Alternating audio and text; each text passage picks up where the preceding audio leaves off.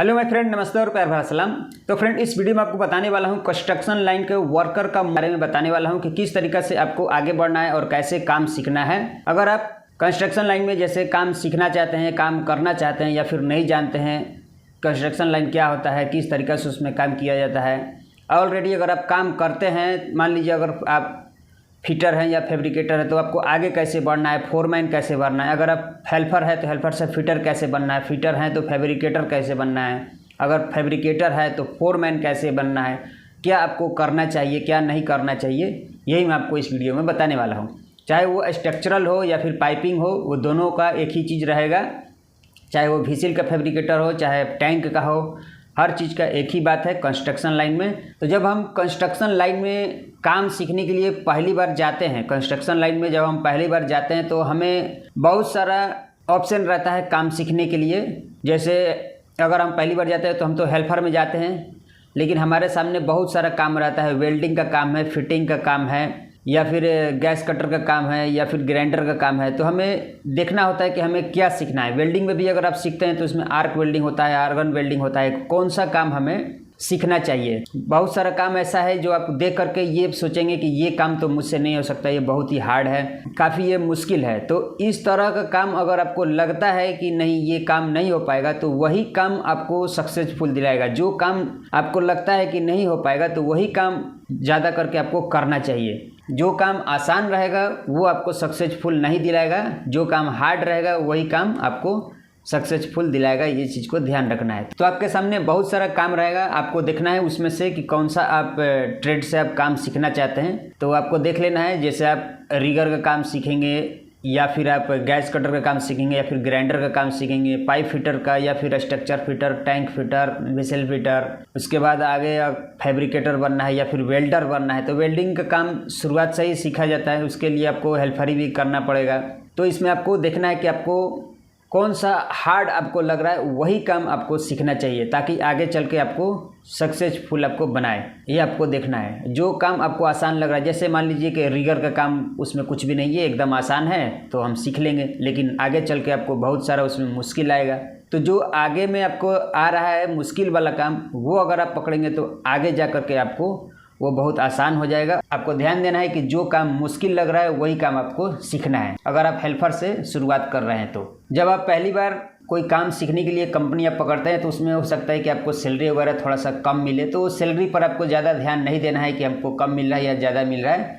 आपको सिर्फ काम पर ध्यान देना है और आपको वो सीखना है। सिर्फ काम पर ध्यान देना है, ज़्यादा पैसे पर ध्यान नहीं दे रहे हैं कि मुझे कम मिल रहा है या ज़्यादा मिल रहा है। रिस्पेक्ट, अपने गुरु का रिस्पेक्ट करिए। जो आपको काम सिखाने वाला है उसको आप इज्जत करिए, उसको रिस्पेक्ट करिए, उसको आप हमेशा उससे पूछते रहिए कि ये कैसे होगा, वो कैसे होगा, और उनको थोड़ा रिस्पेक्ट करिए ताकि आपको वो काम सिखाए। अपने ज्ञान को छोटा मत समझिए। यहाँ पर देख सकते हैं हमने ये लिखा है, ये सारा कुछ हमने अपने वेबसाइट पर लिख दिया है ताकि आप यहाँ पर आकर के आसानी से समझ पाएँ। अगर आपको लगता है कि मैं पढ़ा लिखा कम हूँ, मैं कैसे ये फिटर का काम कैसे करूँगा, फैब्रिकेटर का काम कैसे करूँगा, मैं तो सिर्फ रिगर का ही काम कर सकता हूँ, तो ऐसा कुछ नहीं है।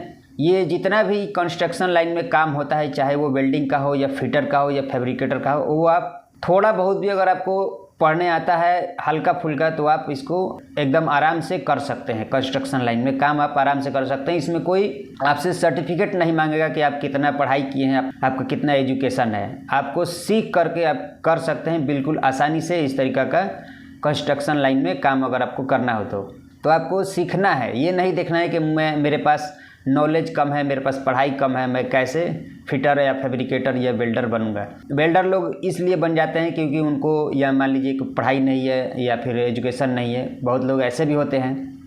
कुछ लोग पढ़े लिखे हैं तो भी वेल्डर का काम सीखते हैं क्योंकि उनको उसमें अच्छा लगता है उस काम में। तो जिसको जिसमें अच्छा लगता है वो काम सीखता है। और कुछ लोगों को ऐसा लगता है कि मैं वो काम सीख नहीं पाऊँगा, और शुरुआत में लोग पैसे पर ध्यान दे देते हैं कि अरे मैं हेल्पर से काम कर रहा हूँ और मुझे तो सिर्फ 3,000 और 5,000 ही मिल रहा है, और यहाँ पर रिगर जो है वो 8,000 10,000 कमा रहा है, तो मैं हेल्पर से काम क्यों करूँ, मैं रिगर का ही काम कर लेता हूँ। तो जो अगर आप शुरुआत में अगर आप रिगर का काम पकड़ लेते हैं तो आपको फिर सीखने का मौका नहीं मिलता है काम जो है। अगर आप रिगर से करेंगे तो आपको किसी भी कंपनी में काम सीखने का मौका नहीं मिलता है। हेल्पर से अगर आप काम करते हैं तो काम सीखने का मौका मिलता है। तो आपको पैसे पर ध्यान, इसीलिए मैं आपको बोला कि नहीं देना है अगर आपको काम सीखना है तो अपने नॉलेज को यानी कि अपने ज्ञान को छोटा नहीं समझना है, उसे और बढ़ावा देना है कि मैं ये भी कर सकता हूँ, मैं वो कर सकता हूँ। तो इस तरीक़े से आप आगे बढ़ सकते हैं। जब आप काम सीखेंगे तो आपको कुछ टाइम देना होगा, 2 महीना, 3 महीना, 6 महीना या फिर 1 साल भी आपको लग सकता है काम सीखने में। तो आपको थोड़ा टाइम देना होगा। पैसे पर ध्यान नहीं देना है कि पैसा लॉस जा रहा है, इतने दिन में काम किया कुछ नहीं बना है, तो आप आगे नहीं बढ़ पाएंगे।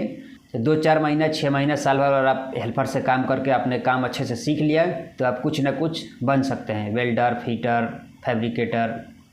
काम सीखते समय बहुत सारा आपको मुश्किलें आएंगी, बहुत सारा प्रॉब्लम आएगा, रहना, खाना, पैसा। तो इस चीज़ को आपको ध्यान रखना है। तो उसके लिए आपको घबराना नहीं है। 1 साल अपने आप को कैसे भी गुजारना है, कैसे भी काटना है और आपको काम सीखना है कैसे भी कंस्ट्रक्शन लाइन में। तो 1 साल अपने आप को ध्यान देना है और जितना आपको जानकारी मिले और सारा कुछ एक डायरी में आपको नोट करते जाना है। अगर आपको बनना है, जो भी आप बनना चाहते हैं उसके बारे में आपको जितना भी आपको फार्मूला मिले या फिर वेल्डिंग के बारे में अगर आप सीख रहे हैं तो सारा कुछ आपको एक डायरी में नोट करते जाना है, ताकि आपको लगे कि हमने क्या क्या अभी तक सीखा है। जब आप 6 महीने या साल भर काम सीख करके जब आप आगे निकलेंगे तो आपको कामयाबी पाने से आपको कोई नहीं रोक सकता है। तो आप आगे बढ़ते हुए जाएंगे।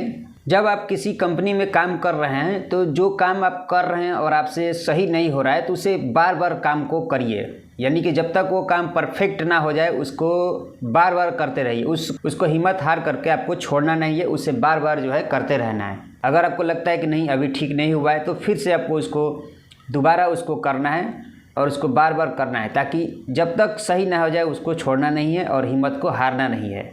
जब आप काम करते हैं और सारा कुछ सब कुछ सही हो रहा है और एक ही कंपनी में आप काम करते हैं और लगता है कि आपको सैलरी कम है और आप मान लीजिए फिटर से आप काम कर रहे हैं और आपको लगता है कि अब हम ऑलरेडी फैब्रिकेटर के लायक हैं, तो आपको किसी भी एक कंपनी पर निर्भर नहीं रहना है। आपको कंपनी को छोड़ करके दूसरी कंपनी में आगे बढ़ते हुए रहना है और अपने ट्रेड को चेंज करते रहना है।